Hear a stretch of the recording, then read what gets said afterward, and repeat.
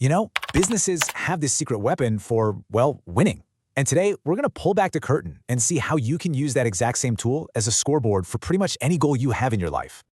But seriously, just think about it for a second. Imagine you're playing your favorite game. I don't care if it's soccer, a video game, whatever. But here's the catch. There are no points, no goals, and definitely no scoreboard. How would you have any clue who's ahead? How would you even know what to do next? It would be just total chaos, right? You'd just be running around in circles with absolutely no idea if you're making any progress at all. And honestly, that's exactly what it feels like to chase a goal without any way to measure it. But what if you could create a scoreboard for your goals? You know, a way to track the numbers that actually matter. Well, you can, and it's all based on this one little concept called a KPI. Okay, now the official definition sounds a little stuffy, doesn't it? A key performance indicator, or a KPI, is a measurable value that shows how effectively you are achieving a key objective. Yeah, it's a mouthful, I know. So let's just forget all that jargon. To put it super simply, a KPI is just a number on your scoreboard. That's it. It's the score that tells you if you're winning or losing the game you decided to play. And you know what's wild? The comparison is almost one-to-one. In a game, you've got points scored. In a business, that's your revenue.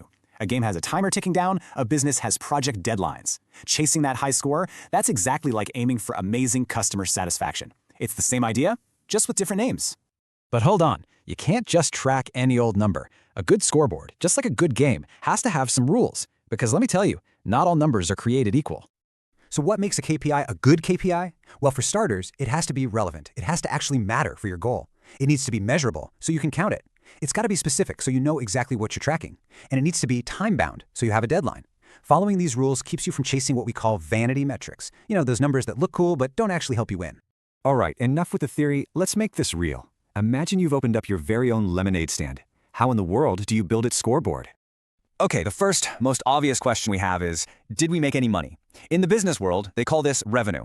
And that is the very first number we're going to put up on our scoreboard. And figuring it out is easy peasy. Let's just say we sold each cup of amazing lemonade for $1. And by the end of the day, we'd sold 10 cups. It's just simple multiplication. And boom, $10. That's our revenue. Our first score is officially on the board. We know exactly how much cash came in. It's simple, it's clear, and it's super, super useful.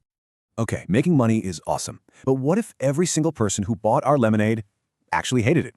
Yikes, that is not a good long-term plan. So our next score has to measure happiness. We need to find out if our customers are happy fans. And the way we figure this out is by asking one simple but really powerful question. On a scale of 0 to 10, how likely are you to tell your friends about our lemonade? This little question helps us find our biggest fans and our grumpiest critics. So after we ask our customers, we find out that 50% are happy fans and 20% are grumpy critics. Now for this score, the just okay folks in the middle don't count. We literally just subtract the percentage of critics from the percentage of fans. So 50 minus 20 gives us a net promoter score of 30. And just like that, we have a single number that tells us how much people love our lemonade. All right, we've got money coming in and we've got happy customers. But how much did it cost us to get those customers to show up in the first place? This is a super important number because it tells us if our advertising is actually working. Let's say we spent $5 making some really cool posters to put up around the neighborhood. And let's say those posters brought us 5 brand new customers. The math here is pretty simple, right? $1 per customer. That's our customer acquisition cost, or CAC for short. We now know it costs us exactly $1 in marketing to get a new person to our stand. Now we can ask the important question. Were those posters actually worth it? So we have our scores. We've got revenue, customer happiness, and cost. But why does any of this even matter? Because a scoreboard isn't just something to look at. It's there to help you figure out your next big move.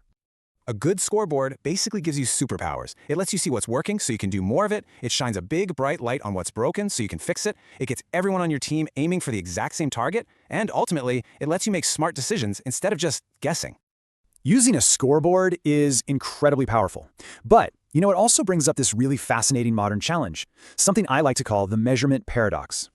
And this is the question I really want to leave you with. We've seen just how important these KPIs are, but what happens when we get so focused on improving the numbers, you know, getting a higher revenue, a better score, that we forget why we even started playing in the first place? When does measuring the game stop being helpful and start to change the way we play it altogether? Something to think about.